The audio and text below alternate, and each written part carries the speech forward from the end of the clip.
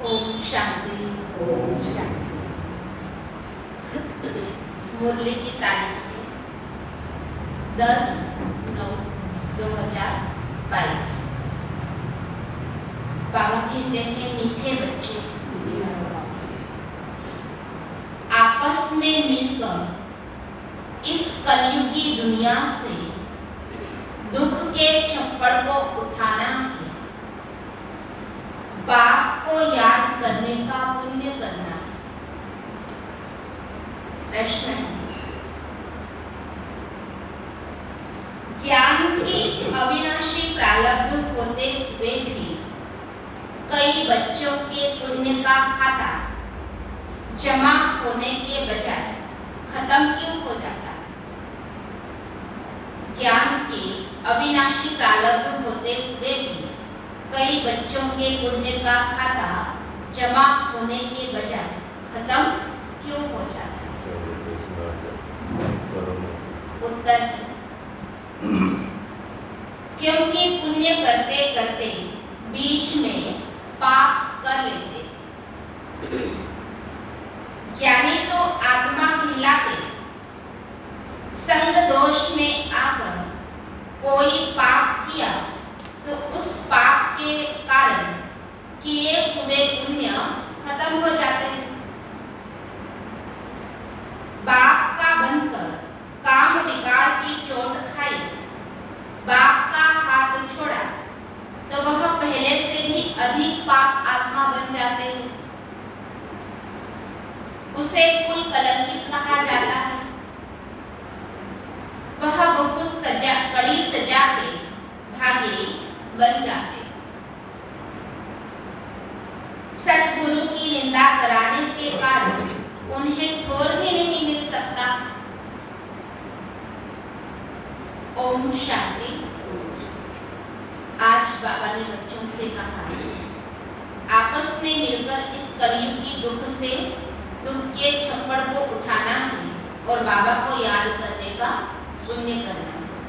सहयोग के शक्ति के अंदर दिखाते हैं कि सर्व के सहयोग से गोवर्धन पर्वत भी उठ जाता है। ऐसे बाबा कहते हैं ये दुख धाम है, इन दुखों के पहाड़ को हमें सर्व के सहयोग से उठाना है और इस सृष्टि पर स्वर्ग लाना। तो यह एक अकेले से तो नहीं होगा ना, इसलिए बाबा ने सर्व आत्माओं का सहयोग लिया। तो ये सबसे बड़ा सहयोग है इस ईश्वरीय कार्य में कि आपस में मिलकर के इस दुख के छप्पड़ को हमें उठाना है।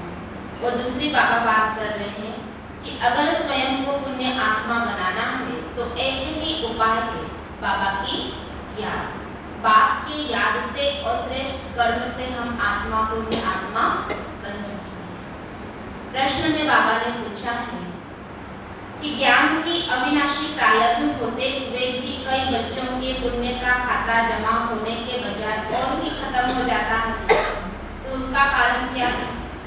बाबा ने कहा, इस ज्ञान मार्ग में कई बच्चे क्या करते हैं, चलते चलते पुण्य करते करते बीच में कोई विकर्म कर लेते हैं, पाप कर्म कर लेते हैं। ज्ञानी को आत्मा कहलाते हुए भी संग में आकर के कोई पाप किया तो पाप के कारण क्या हो जाते हैं? जो किए हुए पुण्य थे, जो हमने सेवा से पुण्य कमाया था, बनाया था, वह पुण्य खत्म हो जाते हैं। और बाबा कहते हैं, बाप का बनकर के अगर विकारों में गए, बाबा का हाथ समझो छोड़ दिया तो अधिक पाप आत्मा बन जाते हैं। इसमें डरने की कोई बात नहीं है, परंतु बाबा ये कर्म की गुह्य गति समझाते हैं। जब तक बाबा स्ट्रिक्टली कर्म की गुह्य गति नहीं समझाएंगे तब तक बच्चों के अंदर परिवर्तन नहीं है। तो परिवर्तन करने के लिए तो बाबा ने डायरेक्ट तो बोलना ही पड़ेगा ना। इसलिए बाबा कहते हैं कि कारण क्या है, तुम पुण्य आत्मा बनते बनते पापात्मा बन जाते हो। गाड़ी जहाँ की वहाँ खड़ी है, इसका कारण क्या है कि कहीं बीच बीच में कर्म विकर्म भी बन जाते हैं और उन विकर्म के कारण से तुम पाप आत्मा बन जाते हो। पाप आत्मा बन जाते हो तो सजा के भागी बन जाते हैं। तो कौन से ऐसे कर्म हैं जिस कर्म के कारण से हम पापात्मा बनते हैं? तो बाबा कहते हैं ऐसे कर्म करना ही नहीं चाहिए। जो बाप का का नाम बदनाम करते हैं उसे कुल कलंकित कहा जाता है। वह बहुत कड़ी सजा के भागी बन जाते हैं। कहावत है ना, सतगुरु की निंदक उच्च पद नहीं प्राप्त कर सकते।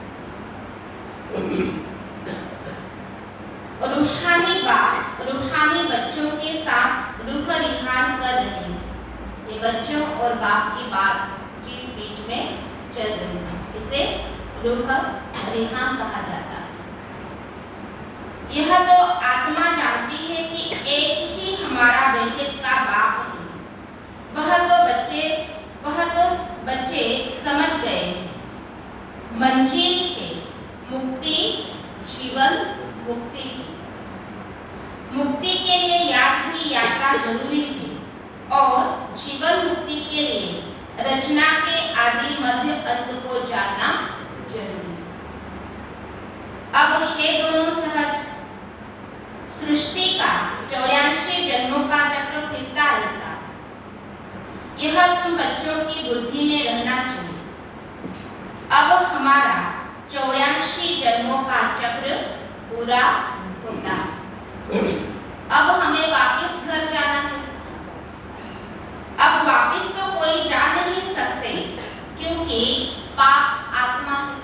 जाना चाहते लेकिन पंख टूटे हुए हैं, जा नहीं सकते। तो बाबा कहते हैं क्यों नहीं जा सकते?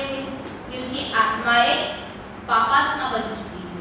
तो जब बाप आते हैं, पावन बनाते हैं और साथ में लेके जाते हैं, तब ही वापस जा सकते।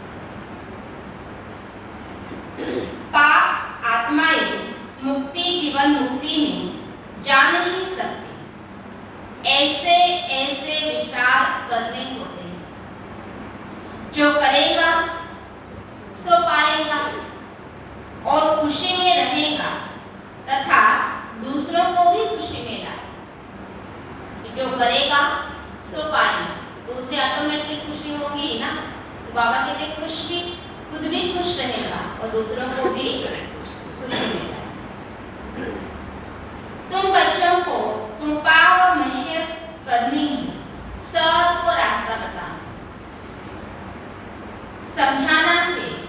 तुम्हारी आत्मा सतो प्रधान से अब तमो प्रधान बन गई, इसलिए वापिस जा नहीं सकती। पुकारते भी है हे पति पावन। बच्चे जानते हैं कि अभी पुरुषोत्तम संगम युग है। यह भी किसी को अच्छी रीति याद रखना है। किसको याद नहीं रहता?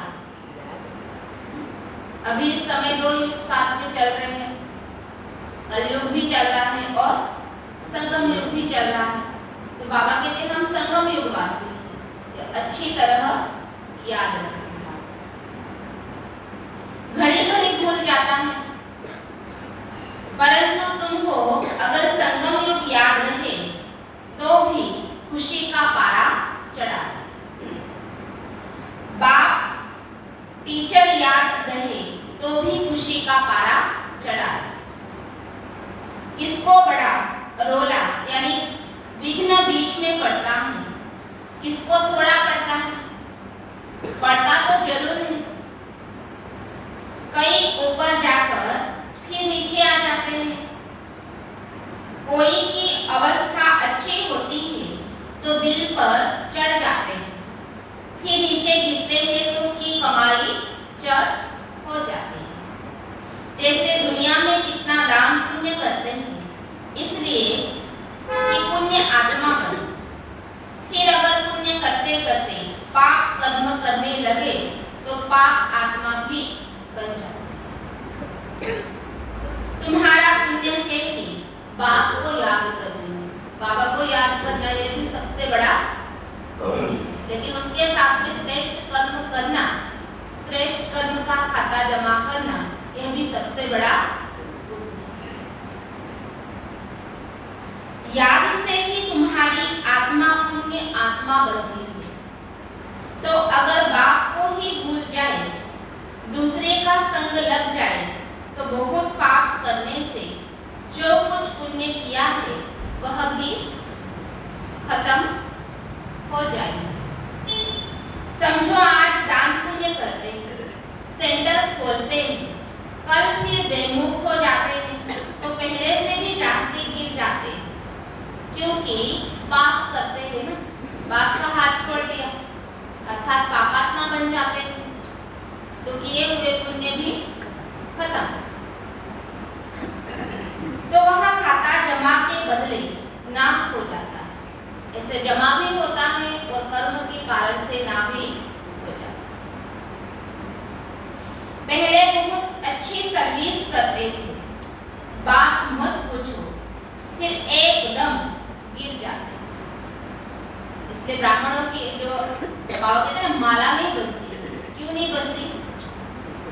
क्योंकि एक जैसा पुरुषार्थ भी नहीं और एक जैसी अवस्था भी नहीं, चढ़ती और गिरती कला चलती ही। शादी कर लेते हैं, पहले से भी जास्ती खराब हो जाते हैं, पाप करने से फिर वह पाप का बोझ चढ़ता रहता है। जमा और ना की जैसे मुरादी अर्थात कमाई संभाली जाती है ना,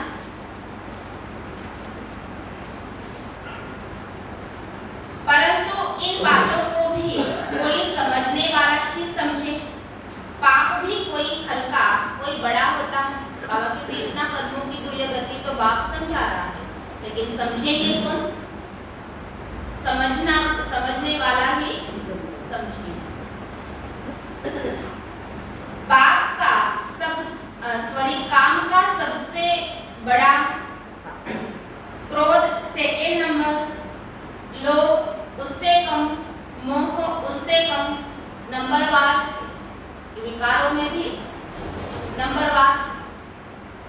काम की चोट खाने से फायदे के बदले नुकसान हो जाता है, क्योंकि सतगुरु की निंदा कराई तो ठोर नहीं पा सकते, वह दिल से उतर जाए।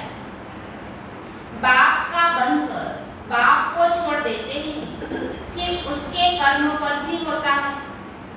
कारण क्या? चल ना सका, अक्सर करके काम की चोट जास्ती लगती है, यही मुख्य दुश्मन। इसलिए बाबा ने कहा था ना गुरुवार के दिन मुरली में, तुम्हारा युद्ध रावण के साथ है, सबसे ज्यादा खौफनाक युद्ध है। यहाँ पे तुम लोहो लिहान नहीं होते, लेकिन रावण माया के साथ तुम्हारी लड़ाई। जैसे बाबा सर्वशक्तिमान है तो रावण भी बलवान है, वह भी अपनी ओर खींचता है, और इसलिए बाबा कहते तुम्हारा दुश्मन कौन है? ये रावण। विकार क्या करते? अपनी ओर खींचते हैं, विकारों पर विजय प्राप्त करने के लिए तुम पुरुषार्थ करते हो। ये सबसे बड़ा तुम्हारा युद्ध जो है वो चलता है।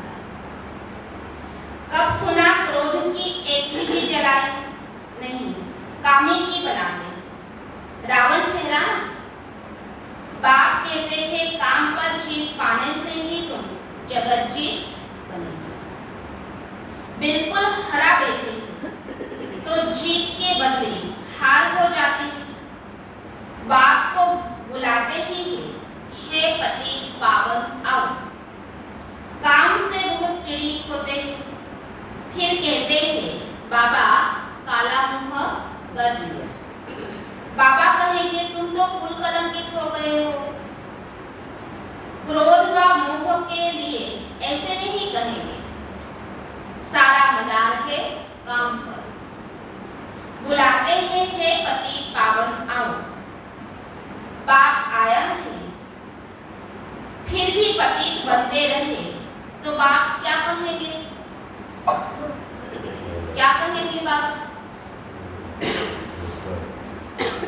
साधु संत आदि सब गाते थे हे पति पावन आओ। अर्थ कोई भी नहीं समझते हैं। कोई मानते हैं कि हाँ आने वाला है जो नई दुनिया स्थापन करेंगे, परंतु टाइम बहुत लंबा दे देने से घोर अंधियारे में गिर पड़े। ज्ञान और अज्ञान है ना। बाप समझाते हैं भक्ति में तुम जिसकी पूजा करते हो उसे जानते नहीं हो तो वह भक्ति किस काम की? न जानने के कारण जो कुछ करते हैं वह निष्फल हो जाता है। मनुष्य समझते हैं दान पुण्य करने से फल मिलता है, परंतु वह है अल्पकाल के लिए, काग विष्टा के समान सुख है। सन्यासी भी कहते हैं यह दुनिया में जो कुछ सुख मिलता है वह काग विष्टा के समान है, बाकी सब दुख ही दुख है। बाप कहते हैं मामे कम याद करो तो तुम्हारे सब दुख दूर हो जाएंगे।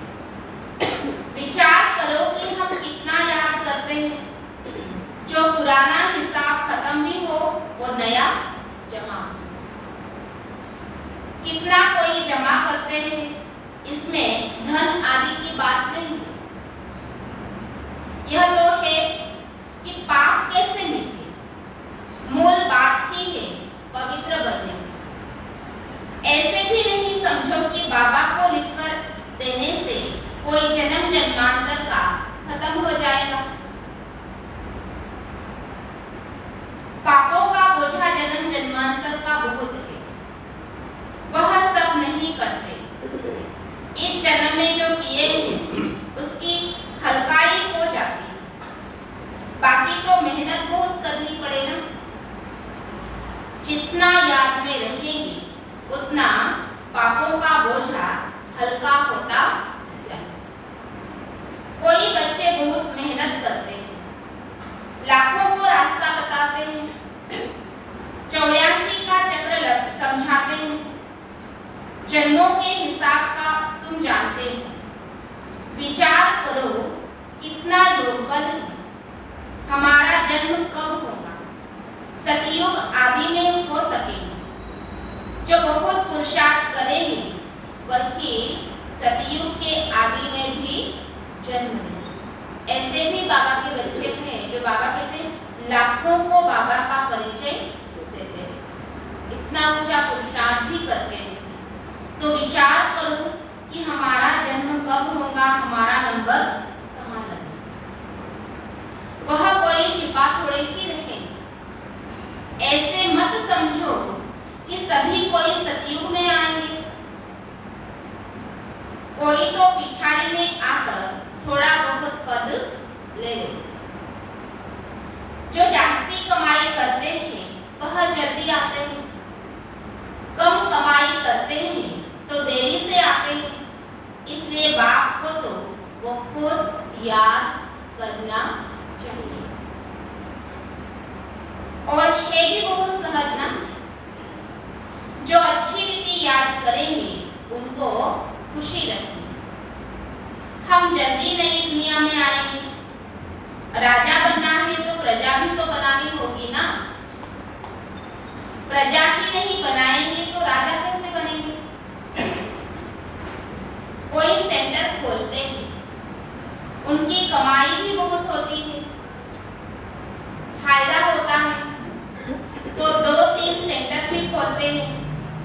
सेंटर तो बाबा भी खोलते रहते हैं।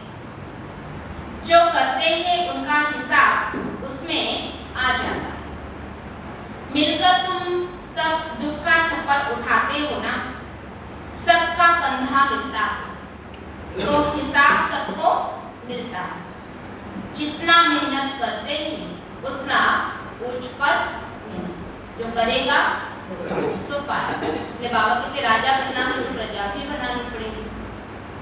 2-3 सेंटर नहीं, 10-15 सेंटर भी एक खोले, बहुतों को संदेश दे, बहुत आत्माओं की ज्ञान से पालना करें, तो उस हिसाब से हम भविष्य में उच्च पद पा सकते हैं। उनको खुशी भी बहुत होगी। देखा जाता है कितनों का उद्धार किया। जो जितनों का उद्धार करता है तो बाबा कहते उनको खुशी भी हो, क्योंकि अनेकों की आशीर्वाद और दुआएं भी मिलती है। सर्विस बहुत अच्छी करते रहते हैं। जैसे मिसाल देते हैं मम्मा का, मम्मा ने बहुत अच्छी सर्विस की तो उसका कितना कल्याण हो गया। धनवी देवी लक्ष्मी बन गई, जगत की मनोकामना पूर्ण करने वाली जगदम्बा बन गई। मूल बात है सर्विस करने की। सर्विस है ना, मनसा सेवा भी करते रहो बाबा कहते हैं। योग में भी क्या है, स्वयं के पाप भी भस्म होंगे, बल भी मिलेगा और सेवा भी होगी। डायरेक्शन मिलते रहते, कैसे याद करना है, यह बिंदी का राज भी बाबा ने अब समझाया। अब आगे चल और भी सुनाते रहेंगे। दिन प्रतिदिन उन्नति होती जाए, पॉइंट्स निकलती रहती है। बहुत डिफिकल्ट भी नहीं है, सहज भी नहीं, इतना कठिन भी नहीं है, देखा जाए तो सहज। जो सर्विस में तत्पर है वह झट पॉइंट को पकड़ ले। हर एक की बुद्धि अपनी अपनी है ना, इसलिए बाबा कहते हैं अपना अपना पुरुषार्थ, अपनी अपनी बुद्धि। जो सर्विस में नहीं रहते उनकी बुद्धि में कुछ भी नहीं बैठता। बिंदी बिंदी कहते रहते हैं, परंतु कैसे बिंदी को याद करें, कैसे बिंदी को देखें, है तो बहुत सहज बात। कोई बिंदी को सामने रख थोड़े ही याद करना है, यह तो समझने की बात। क्या है, स्वयं का स्वरूप भी बिंदु स्वरूप, बाबा का स्वरूप भी बिंदु स्वरूप। तो बाबा कहते हैं ये मन में रखो, और जब भी बाबा को याद करें तो इस स्वरूप में अपने बुद्धि को एकाग्र करके बाबा को निरंतर याद करते हैं।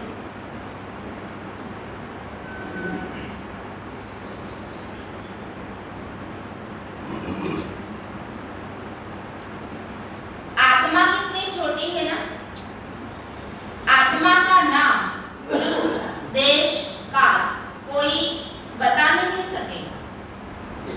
परमात्मा के लिए पूछते हैं, उनका नाम, रूप, देश, काल क्या है। बेसमझ मनुष्य न आत्मा को जानते न परमात्मा को जानते। यहाँ भी है जो पूरी रीति नहीं जानते हैं, सिर्फ बाबा बाबा कहते रहते। नॉलेज कहाँ सीखते हैं, कुछ भी सर्विस नहीं करते हैं, खाते रहते हैं। जैसे सन्यासियों के पास भी अवधूत होते हैं, जो करते कुछ भी नहीं, सिर्फ क्या करते हैं, खाते रहते हैं। बाकी सन्यास धारण किया है, विकार से छूट गए, वह भी कम बात नहीं। एक पुण्य सबसे बड़ा, बाबा कहते हैं बाप के आगे जीवन सरेंडर कर। बाकी और भी तो पुण्य कर्म होने चाहिए। बाबा आए हैं, इतना बड़ा कार्य कर रहे हैं, तो इसमें सहयोगी करने के लिए जितना हो सके, बाबा कहते हैं इस दुख के छप्पड़ को हटाने के लिए सब सहयोगी बनकर के कार्य कर रहे हैं, तो मैं भी करूं। पर यह नहीं, बाबा समझाते हैं तुम पवित्र थे, अभी अपवित्र बन गए। तुमने ही 84 जन्मों का चक्र लगाया है। इन बातों को भी मनुष्य समझ नहीं सकते।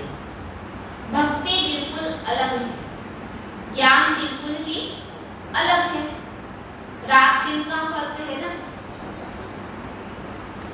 तुम जानते हो हमको पुरुषार्थ से लक्ष्मी नारायण जैसा बनना है, तो श्रीमत पर पूरा चलना पड़ेगा।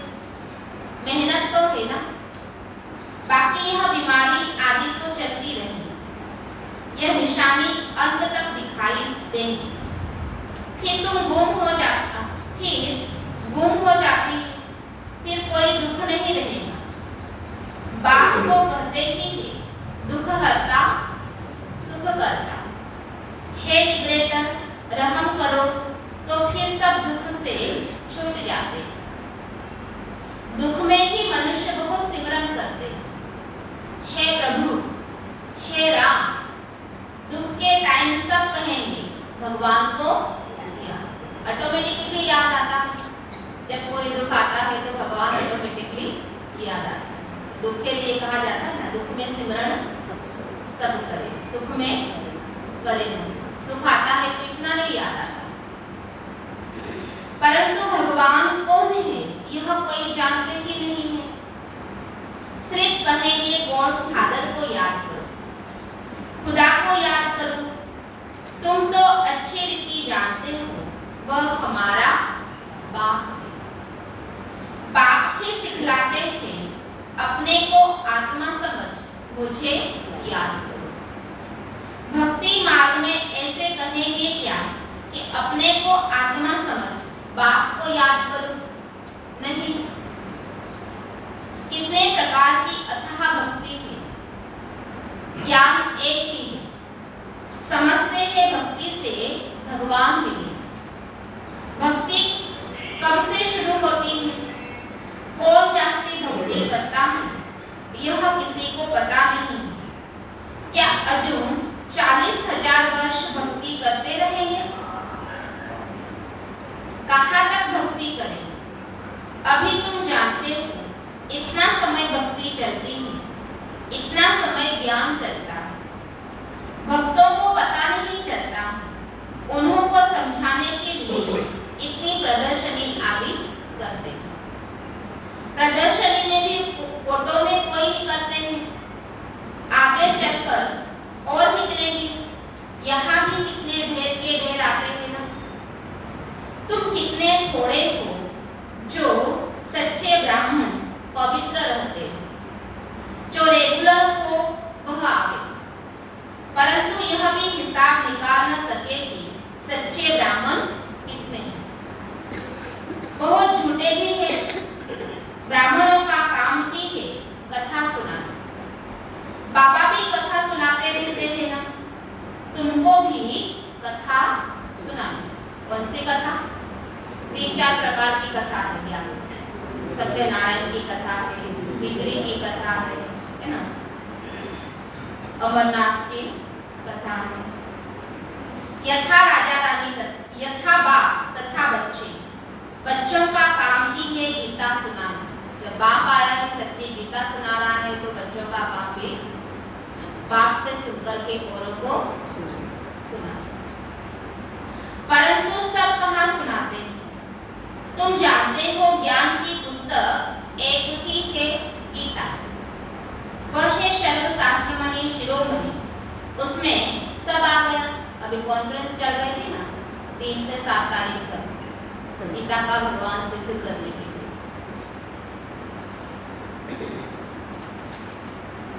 माय बाप है गीता। बाप ही आकर सबकी सद्गति करते हैं।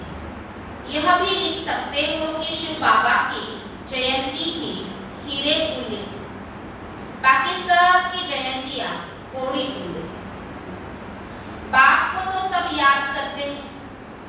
कलयुगी मनुष्य सतयुगी देवताओं की पूजा करते हैं। उन्हों को ऐसा बनाने वाला कौन? एक। परंतु यह भी समझा वही सकेंगे जो अच्छी रीति समझेंगे। कायदे मुझे कोई समझाते नहीं। बाबा कहते हैं हमारे कई बच्चे कंट्रक्शन के साथ डिट्रैक्शन भी करने वाले थे। महारथी घोड़े सवार प्यादे सब है ना। बाबा कहते हैं स्थापना के कार्य में बाबा, स्थापना का कार्य बाबा कर रहे हैं, लेकिन उसके साथ साथ कई बच्चे क्या कर रहे हैं? क्या करते हैं? अपने चलन से काम बिगाड़ने वाले हैं। तो यहाँ पे सब प्रकार के। तो प्यादे क्या करेंगे? पढ़े लिखे के आगे भरी रोएंगे। बाकी जो न भरी रोएंगे न पढ़ेंगे पढ़ाएंगे उनको क्या कहेंगे? उल्ट पक्षी। सिर्फ बहाना बनाएंगे। उड़ो तो कहेंगे मैं उल्टा हूँ, और फिर इस प्रकार से बाबा कहते सिर्फ दोनों तरफ बोलेंगे। अच्छा, मीठे मीठे सिखिलते बच्चों प्रति माता पिता बाप दादा का याद प्यार और गुड मॉर्निंग। रूहानी बाप की रूहानी बच्चों को नमस्ते। रूहानी बच्चों की रूहानी बाप दादा को याद प्यार और नमस्ते।